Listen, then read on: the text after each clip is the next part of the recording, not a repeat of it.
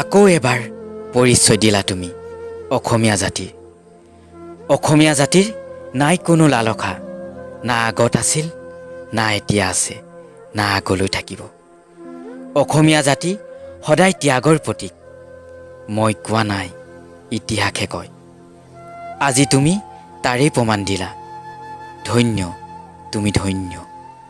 তোমাৰ উদাৰতা, তোমাৰ ত্যাগ ইতিহাসৰ পাতত লিখা থাকি যাব।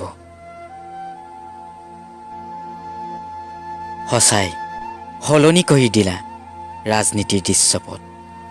এতিয়া ৰাজনীতিৰ প্ৰতি শ্ৰদ্ধা বাঢ়িছে। সঁচাই তুমি কোৱাৰ দৰে ৰজাৰ বাবে দেশ নহয়, দেশৰ বাবেহে ৰজা। শতকোটি প্ৰণাম যাচিছোঁ। তুমি নিকা আৰু উদাৰ হৈয়ে থাকা, সদায় ৰাইজৰ বাবে।